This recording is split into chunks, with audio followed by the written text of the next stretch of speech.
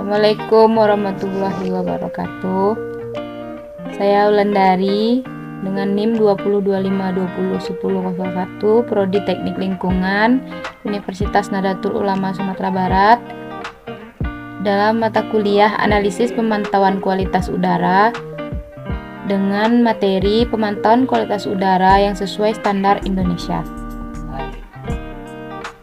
Pemantauan kualitas udara ambien. Udara ambien diartikan sebagai udara bebas di permukaan bumi pada lapisan troposfer yang dibutuhkan dan mempengaruhi kesehatan manusia, makhluk hidup, dan unsur lingkungan hidup lainnya.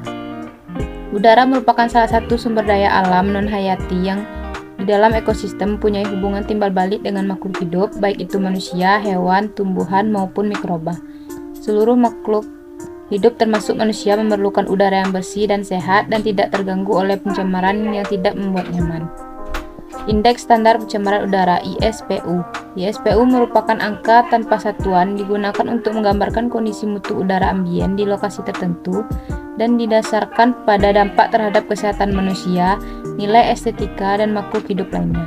Khusus untuk daerah rawan terdampak kebakaran hutan dan lahan, informasi ini dapat digunakan sebagai early warning system atau suatu peringatan dini bagi masyarakat sekitar. Tujuan disusunnya ISPU agar memberikan kemudahan dari keseragaman informasi mutu udara ambien kepada masyarakat di lokasi dan waktu tertentu, serta sebagai bahan pertimbangan dalam melakukan upaya-upaya pengendalian pencemaran udara baik bagi pemerintah pusat maupun pemerintah daerah. Perhitungan ISPU dilakukan pada 7 parameter. Yang pertama PM10 atau partikulat, PM2,5 partikulat, NO2 nitrogen dioksida, SO2 sulfur dioksida, CO karbon monoksida, HC hidrokarbon, O3 atau ozon. Terdapat 2 parameter yakni HC dan PM25 dari peraturan sebelumnya. Penambahan parameter tersebut didasari pada besarnya risiko HC dan PM2 terhadap kesehatan manusia. Selain penambahan parameter terhadap peningkatan frekuensi penyampaian informasi ISPU kepada publik, hasil perhitungan ISPU parameter PM25 disampaikan kepada publik tiap jam selama 24 jam. Sedangkan hasil perhitungan ISPU parameter PM10, NO2, SO2, CO, O3, dan HC disampaikan kepada publik paling sedikit 2 kali dalam satu hari pada pukul 9 dan 15. Tabel konversi nilai konsentrasi parameter ISPU dan cara perhitungan sebagai berikut. Keterangan, data pengukuran selama 24 jam secara terus-menerus.